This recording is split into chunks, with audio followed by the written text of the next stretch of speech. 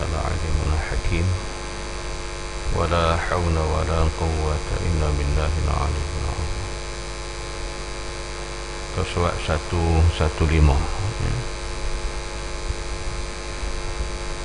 Yahya bin Mu'adz radhiyallahu anhu mengatakan,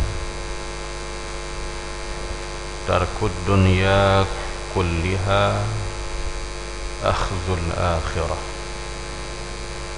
kulliha faman tarakaha kullaha akhadhaha kullaha wa man akhadhaha kullaha tarakaha kullaha fa akhadhuha fi tarkiha wa tarkuha fi akhdhiha.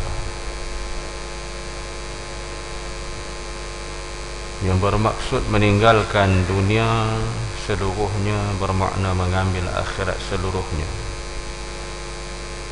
Dengan demikian, sesiapa yang meninggalkan kesenangan dunia seluruhnya bermakna dia telah mengambil akhirat seluruhnya. Sesiapa yang mengambil kesenangan dunia seluruhnya bermakna dia telah melepaskan akhirat seluruhnya.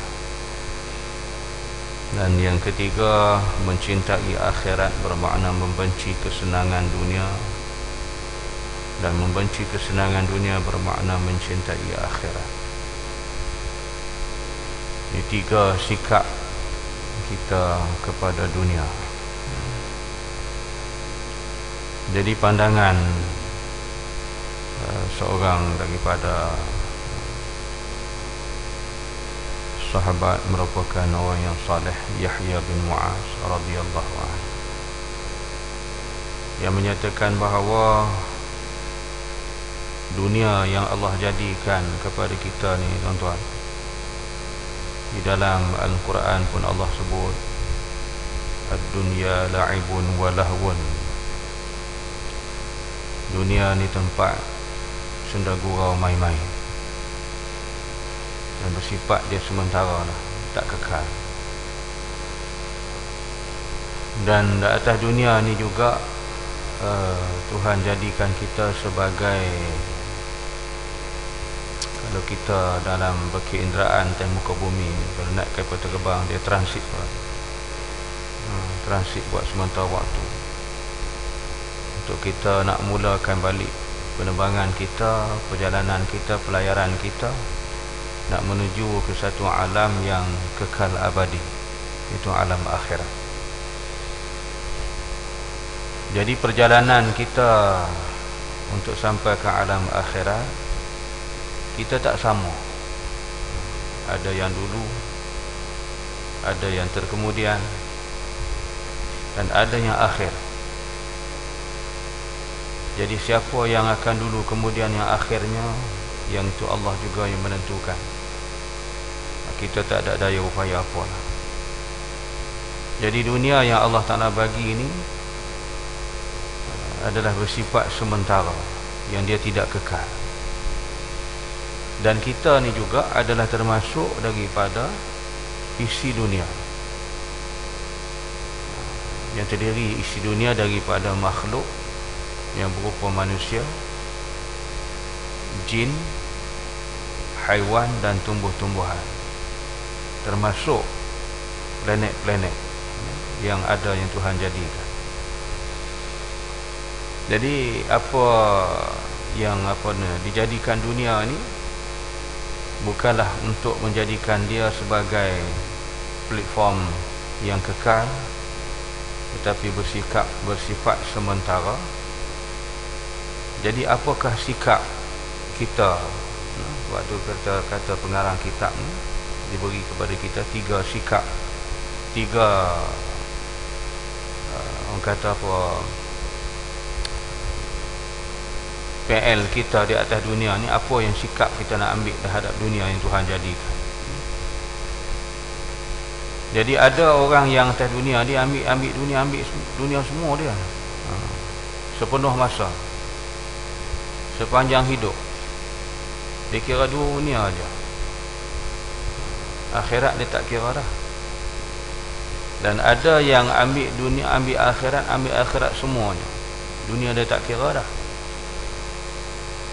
Dan ada yang ambil dunia ni pula nak kata separuh pun tak sampai, nak ambil 3 suku pun tak sampai.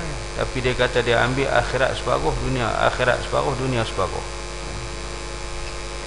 Tapi kalau kita tengok cara kehidupannya, bukan separuh, melebihi separuh dunia dia ambil.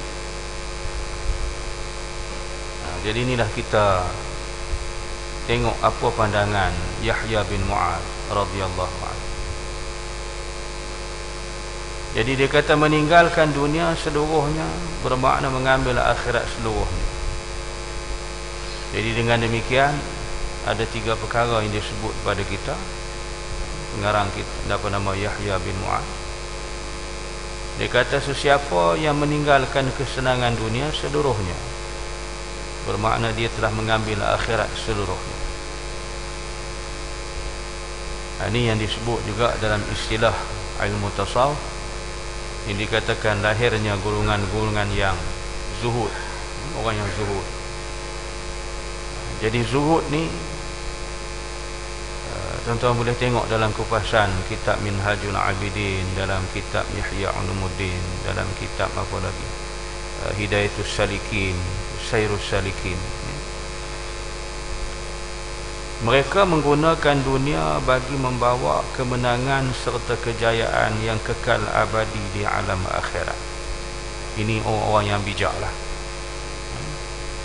Jadi digunakan dunia ni sebagai batu loncatan untuk mencapai kebahagiaan yang kekal abadi di alam akhirat. Jadi bila digunakan macam tu, itulah jalan yang selamat yang dilalui oleh para ulama salafus salih dan di kalangan para sahabat, di kalangan orang-orang yang beriman, mukminin dan mukminat. Itu jalan yang selamat. Maka digunakanlah kehidupan di atas dunia ni bagi menuju kehidupan di akhirat. Maka bermakna keseluruhan yang dunia digunakan itu bermakna dia mengambil untuk keseluruhan pada di akhirat. Itu pandangan Yahya bin Mu'adz radhiyallahu anhu. Jadi yang kita ni pula, dunia ni tuan-tuan, sepenuh masa kita gunakan untuk dunia.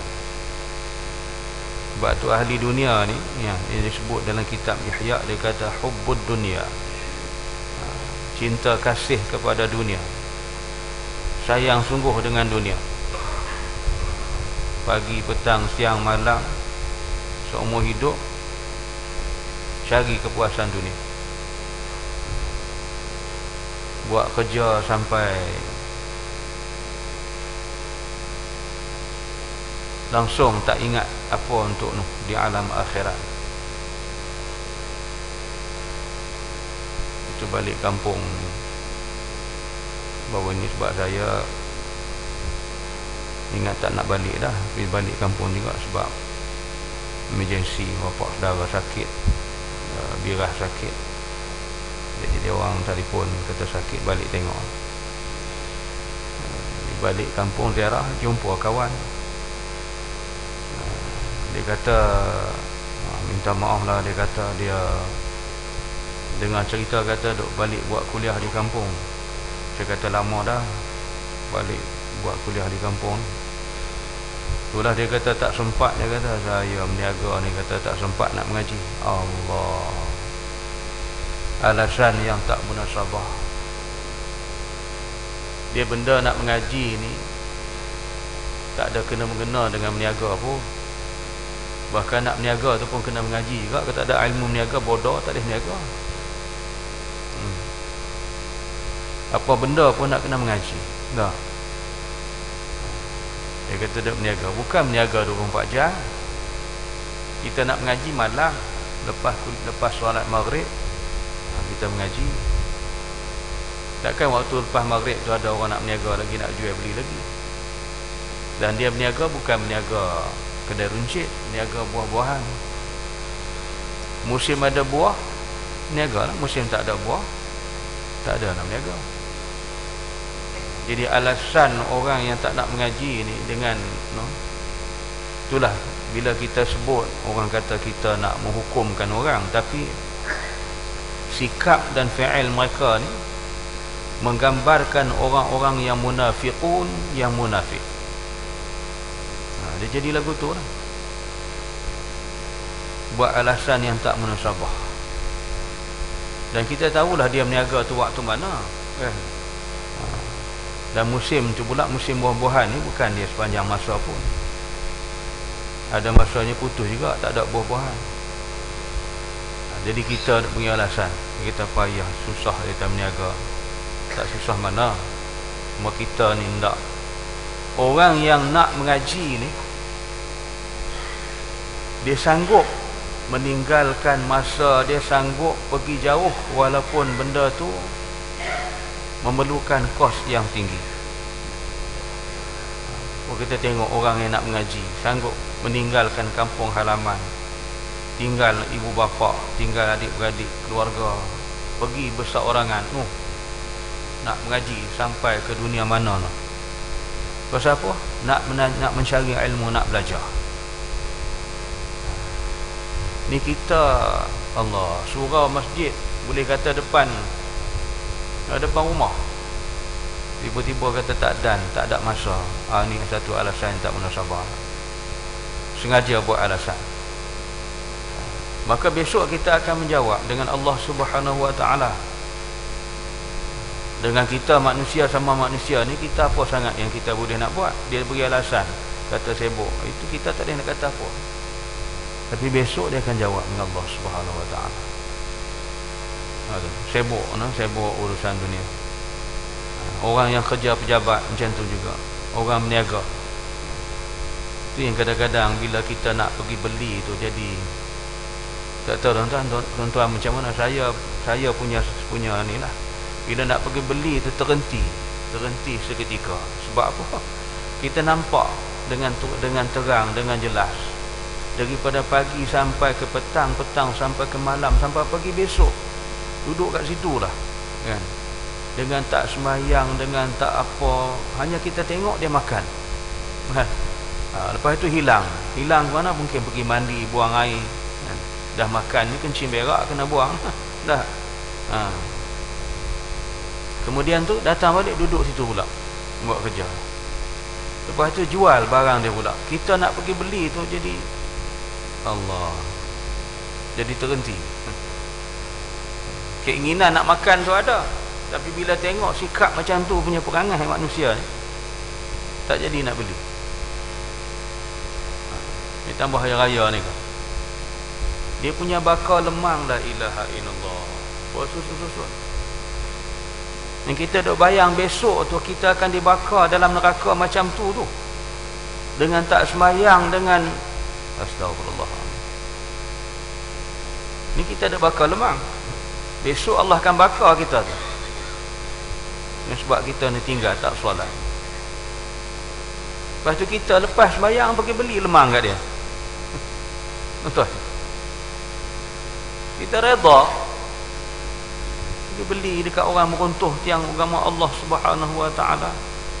Orang yang air tangan daripada manusia yang meruntuh agama Allah, kita beli makan, jadi daging darah kita. Untuk fikir tuan-tuan, ini manusia seronok dengan dunia, cari keuntungan. Sebatang lemang tu boleh untung sampai 4-5 ringgit. Jadi dia seronok. Dengan kita nak solat hanya dalam masa 5-6 minit atau paling lama 10 minit, itu je. Apa salahnya kita solat kejap, lepas tu pergilah urusan kita nak bakar lemang ke, nak apa ke, nak kacau dodol ke apa. Allah. Tapi orang tak fikir benda tu. Dia fikir dunia. Inilah kesenangan yang dikata Yahya bin Mu'ad, sesiapa yang mengambil kesenangan dunia seluruhnya, bermakna dia melepaskan akhirat seluruh. Itu dia kira untung tu. Untung bersih. Sampai tengok bukan apa, duk tunggu pelanggan nak beli, tertidur kat situ sampai menjelang pagi. Daripada kemarin tu sampai menjelang pagi ni, subuh ni, kita lalu nak sembahyang subuh, tengok Allah duk bergelut dengan lemang. bakal lemah. Jadi itu tuan-tuan. Tak tahulah tuan-tuan, saya sebut ni bahawa saya tak sanggup nak beli kalau macam tu rupa. Dah lah iman kita ni lemah, amal ibadat kita sikit, diambil makan minum air tangan manusia yang menderhaka kepada Allah, yang meruntuh agama Allah, nak telan masuk jadi daging darah kita. Allahu Akbar. Bagi tak payah makan tak apa lah. Nah, dah teringin sangat lemah, bukannya susah. Buat pulut, ambil daun pisang, balut bagi bulat, kita ikat dengan tali, bakar atas periuk. Jadi lemah tak masalah, cuma tak ada buluh lah. Tak ada buluh ya. Jadi lemah boleh makan sesuatu. Bini kita boleh buat, tak masalah. Daripada kita nak pergi makan macam tu, berat tuan-tuan. Kita kena fikir, sebab iman dia bila tercemar iman kita, dia mengakibatkan kepada ibadah. Bila iman kita ni cemar, dia kotor, tercalat, maka dia mengakibatkan kesan kepada kita dalam beribadah kepada Allah. Sebab tu iman dia kena dipelihara. Nak mendapat iman tu pula bukan benda yang boleh dijual beli, bukan mudah. Walaupun nak dapat hidayah, bukan boleh dapat dengan percuma. Yang tu penganugeraan Allah kepada kita. Apa dapat macam kita belikan baju iman Islam kita? Tak boleh. Jadi itu. Sebab tu bila kita balik kepada iman, kita kena pada 3 perkara: ilmu, amal, iman. Dia akan terbit gitu. Jika ada ilmu tak beramal, dia tak akan bercahaya iman dia. Jika dia nak beriman, ilmu tak ada, amal tak ada, dia tak akan wujud iman. Sebab tu 3 perkara tu diibaratkan bagaikan isi dengan kulit yang tak boleh dipisahkan. Dia 3 rangkaian: ilmu, amal dan iman. Dan Nabi sebut al-ilmu imamul amal. Ilmu tu sebagai imam untuk kita beramal, memimpin kita untuk beramal. Tu kata Hujatul Islam Imam Al-Ghazali, ada beramal tanpa ilmu tak boleh, merosakkan kita. Sebab apa? Bila kita buat amalan, kita tak tahu sah ke tak sah, batal ke tak batal, hak mana sunat, hak mana rukun, hak mana perkara yang bukan rukun, mana yang makruh, apa semua. Kita membantai, kita buat je. Orang beramal, kita beramal, tak boleh. Ibadat kita tak sah. Kemudian kita pula ada ilmu tapi tak beramal, tak jadi juga. Jadi dia kena bergerak dalam 3 serangkai ni, baru boleh melahirkan kita menjadi orang yang beriman kepada Allah Subhanahu wa taala. Barulah bercahaya, kata iman kita digilak. Kemudian iman dan Islam tu pula dia kena pelihara dia. Dipelihara supaya jangan rosak. Jangan rosak iman dan Islam tu. Maka diberikan kepada kita ilmu-ilmu yang ditinggalkan oleh Nabi SAW. Berdasar kepada hadis, ulama mengumpulkan, jaga rosaknya iman dan Islam itu di atas 3 perkara. Yang pertama, perkataan. Yang kedua, perbuatan. Yang ketiga, i'tiqad. Itu yang hari-hari kita nak kena jaga yang tu. Sebab benda ni hari-hari perjalanan hidup kita. Kita bercakap, kita bergerak dengan perbuatan kita, i'tiqad di dalam. Itu yang susah, kita tak nampak. Dia boleh mengaku, dia kata Allah Tuhan Maha Esa, Tuhan itu wahid. Dia mengaku dengan lisan, tetapi di segi i'tiqad, apakah benar yang di'atiqadkan dalam hati dengan pengakuan lisan dia? Kemudian perbuatan dia, Adakah perbuatannya itu boleh membawa kepada masalah rosaknya iman dan Islam? Jadi ini yang kita, tuan-tuan, perjalanan hidup kita ibarat macam roda, berpusing dia di atas satu landasan. Jika tergelincir kita daripada landasan itu, kita akan binasa. Itulah kita kena renung dan sentiasa kita memerhatikan supaya jangan rosaknya iman dan Islam. Bagaimana hidup kita kan atas dunia ni? Allah dia kata nak hidup atas dunia, duk kira akhirat sangat, sampai bila kita nak maju? Nah, umpamalah dia kata gitu, yang tu tak boleh, tu haram, ni haram, ni haram. Apa yang halal? Sedar tak kamu bercakap tu percakapan, perkataan yang membawa kepada jatuh rosaknya iman dan Islam. Itu boleh rujuk dalam kitab Mustika Hadis kan, jilid yang pertama. Dia sebut gitu. Payah dia kata kita tak boleh, ni tak boleh. Nak kira halal haram, payah dah dia kata dia. Kita nak maju, nak bersaing dengan orang sama dengan setara. Itu perkataan yang boleh merosakkan iman dan Islam. Tapi sebab kita tak mengaji, kita tak mengaji, tak belajar, kita rasa tak apalah bercakap macam tu, tak ada salah apa, biasa aja. Mana boleh orang kata gitu?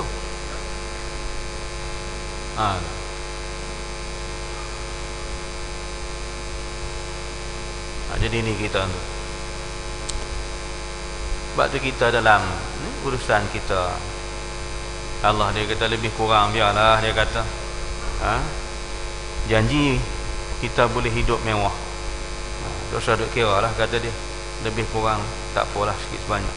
Mana boleh lebih kurang? Kita ada hukum dalam Islam, ada batasan-batasan dia.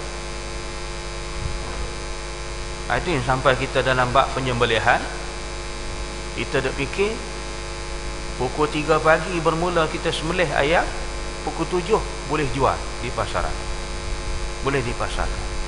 Dalam tempoh 4 jam 2, 3, 4 ribu ekor ayam, kadang 5, 6 ribu ayam, selesai. Pukul 7 kita boleh pasar, jual dah. Apakah kita jual itu yang sah mengikut hukum Islam? Penyembelihan kita tu halal, yang orang boleh makan ayam tu tak dikira bangkai, yang Allah mengharamkan kita. Hurrimat alaikum humul maitatah waddamu wa lahmal khinzir. Allah mengharam kita makan darah, makan bangkai dan daging babi. Jadi bila ayam tu jadi bangkai, sama taraf dengan babi. Kata babi tak boleh makan haram. Ni ayam yang tak sah mengikut penyembelihan Islam, sama taraf kedudukan dengan babi. Darah kita tak boleh makan, adam. Tapi tak mustahil zaman moden ini orang boleh ambil darah, dibekukan bentuk jongkong, dia jual, nak cari keuntungan. Dia kata ni hati. Kalau hati yang sebenar hati, kita belah dia ada jaluran-jaluran urat saraf dia ada lubang dia pada hati tu, dan bentuk hati tu lain. Ini darah. Boleh jadi zaman moden manusia boleh buat. Yang dia fikir untung. Halal haram belakang kira, dia kata. Kau nak kira nu halal, nu haram, ni haram, payah, dia kata. Dan apabila kita nak boleh maju, kita nak sama taraf dengan orang lain. Tengok dia kata Jepun, dia ambil contoh Jepun, dia tak ambil contoh Rasulullah. Jepun dia kata tengok macam mana dia boleh berjaya kan. Pagi-pagi masuk pejabat, dia menyanyi dulu. Waktu Jepun datang ke tanah Melayu dulu, dia ajar orang Melayu menyanyi dah. Pagi-pagi ajar menyanyi sampai orang Melayu boleh hafal lagu Jepun. Ni orang tua-tua kita hak veteran, dia mesti ingat punya sebatinya Jepun boleh ajar sampai boleh menyanyi lagu Jepun. Cubalah disebatikan dia dengan Al-Quran, dengan Islam. Allah, untung orang tu. Jadi kita nak tengok, jadi kehidupan orang-orang Jepun yang kita ambil pada keseluruhannya dari pimpinan adalah orang Islam, tetapi majoritinya mereka tu kufar, orang yang kufur kepada Allah. Tidak sama kehidupan dengan orang yang beriman. Dia tak boleh ambil contoh kehidupan kufar nak diletakkan dengan orang beriman, tak boleh. Sebab dia kafir, kita Islam, maka berbeza banyak. Ada batas-batas Islam dan kufur. Mana boleh sama Islam dengan kafir? Cara makan, cara pakai, cara hidup, cara berkeluarga, semua tak sama. Islam, al-Islam wala yu'la alaih.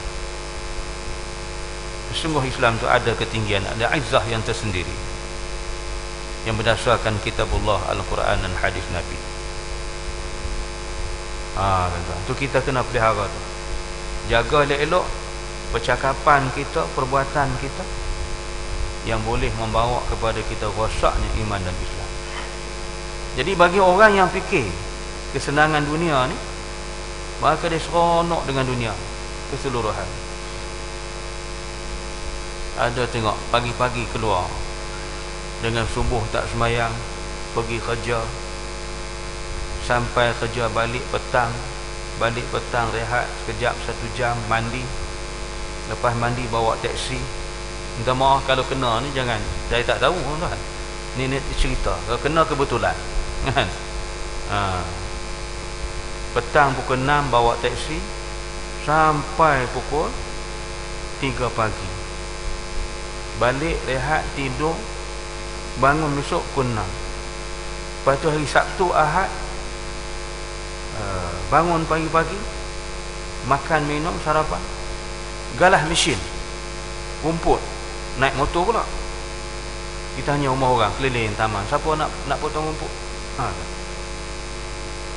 Jadi kita tengok kehidupan dia tu, Masya Allah, penuh jadual. Bila kita kata kat dia, dia kata apa? Dia kata nak cari rezeki, Ustaz, anak-anak ramai, perbelanjaan besar, simpanan hari tua. Yang kamu simpan tu berupa nilai mata wang dunia, tapi simpanan amal kamu kepada Allah yang dituntut oleh Tuhan yang utama tu, kita tak simpan. Kita pujilah sikap tu, rajin bekerja, rajin mencari nafkah hidup, tidak suka meminta-minta kepada orang. Tetapi sampai tak semayang, sampai tak kenal masjid, tak kenal surau, tak kenal Pak Imam.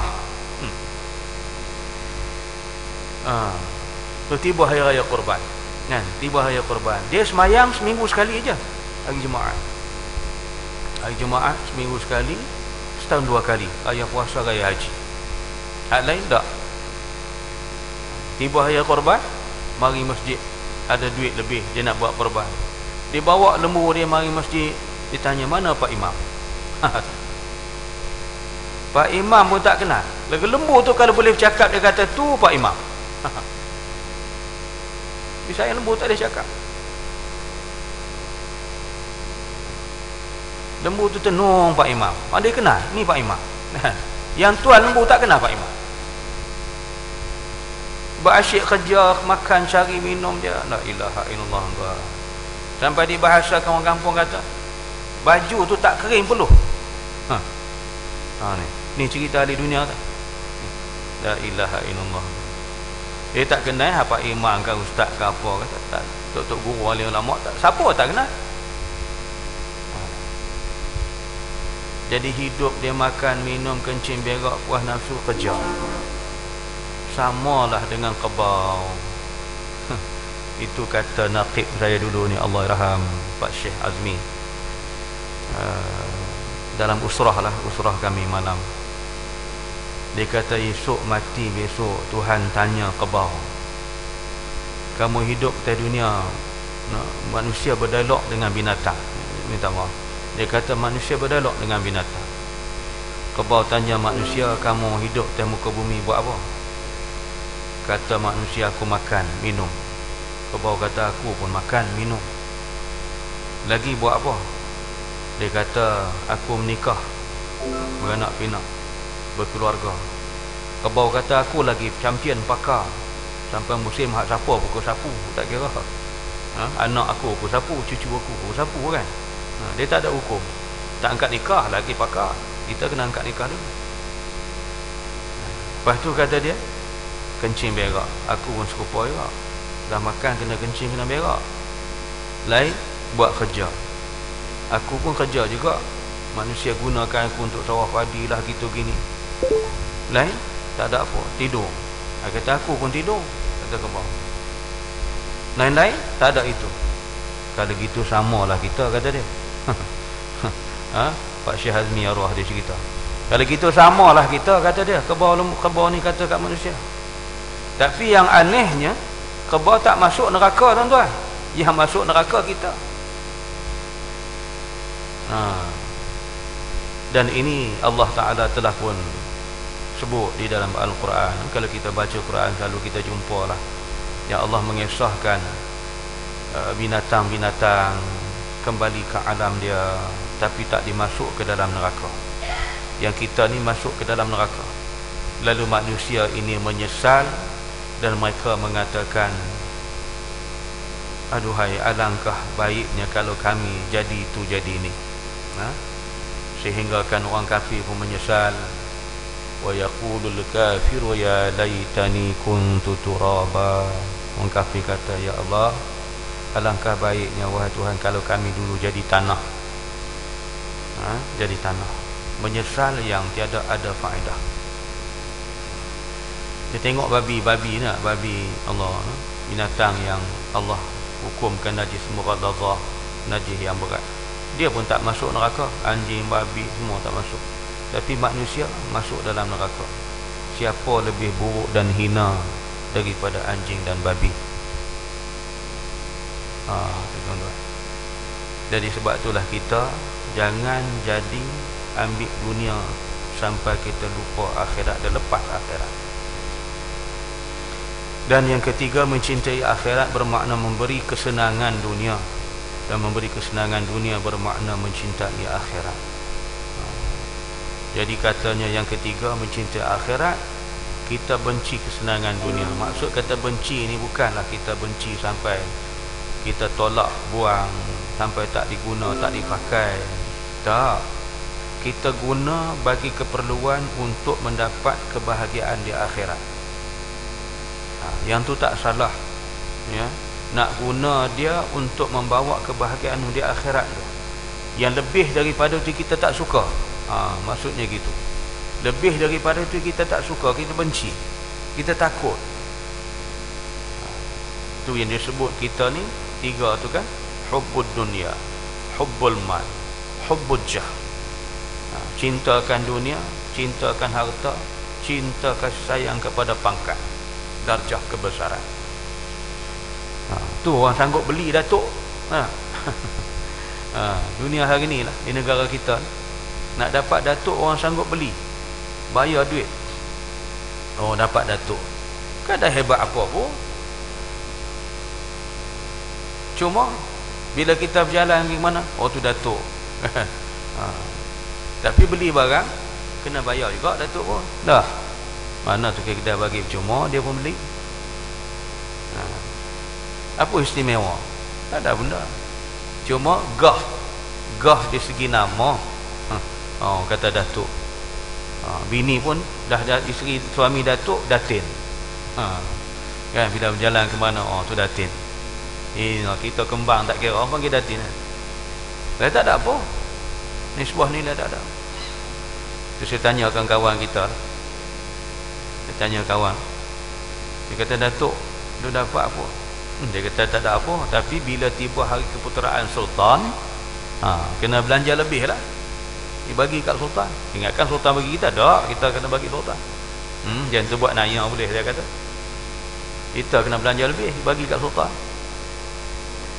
Dia kerahkan driver dia, pecut kereta daripada pagi ni. Terus dia kata kau mesti sampai di Al-Star, Istana Anak Bukit, sebelum asar. Driver dengan membantu dia pecut kereta pagi-pagi buta tu, sampai sana. Dia kata berhenti sekejap, sekali je berhenti, terus jalan menepati masa yang dikehendaki. Dia kata ni, saya tak dapat, kamu sampai di sana, jumpa orang-orang ni, serahkan ni. Sebab sampai sempena hari jadi sultan, takut sultan murka. Allah murka, kita tak takut. Itu pasal apa? Pangkat, darjah. Dan kerana pangkat juga, bila kita duduk menjadi datuk, datin, datuk seri, tan sri, tun,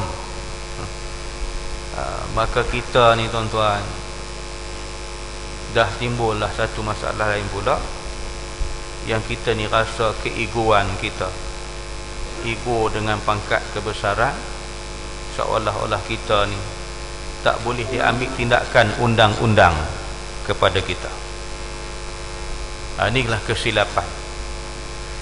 Datuk ke, tun ke, agung ke, undang-undang hukum tetap hukum, tidak ada pengecualian. Itu kata Islam. Raja pun tidak ada pengecualian. Inilah hukum Islam, adil, telus, saksama dijalankan mengikut fakta hukum Islam.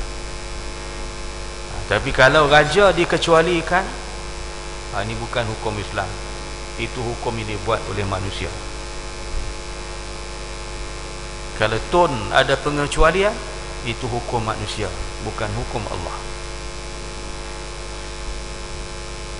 Itu nah, sebab tu Tuhan peringat kita dalam surah Al-Ma'idah, man lam yahkum bima anzalallah fa ulaika humuz zalimun. Barang siapa yang tidak menghukum dengan hukum Allah, mereka itu orang yang zalim.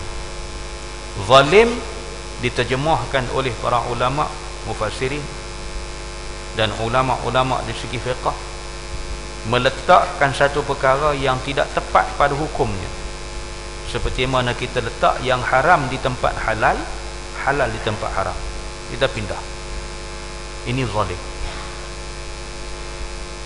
Patut hukum dia kata halal, dia pindah jadi haram. Hukum kata haram, dia pindah jadi halal. Ini zalim. Inilah kezaliman. Jadi gitu tuan-tuan, ingatlah, kita benci dunia ni bukanlah kita tolak, buang habis semua dak. Kita nak ambil bagi mencapai maksud kejayaan dan kebahagiaan yang hakiki di alam akhirat. Jadi itu kata benci itu, benci pada kesenangan dunia, pada kesenangan yang melampau-lampau, yang melebih-lebih, itu kita tak nak.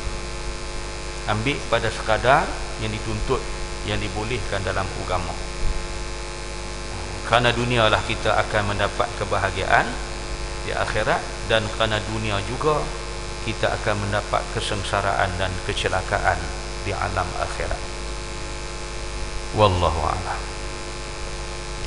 Subhanakallahumma wa bihamdika asyhadu an la ilaha illa anta astaghfiruka wa atubu ilaik. Bismillahirrahmanirrahim. Wal 'asri lil insani lafi khusr illa alladzina amanu wa 'amilus shalihat wa tawassaw bil haqqi wa tawassaw bis sabr. Shadaqallahu. Assalamu alaikum warahmatullahi wabarakatuh.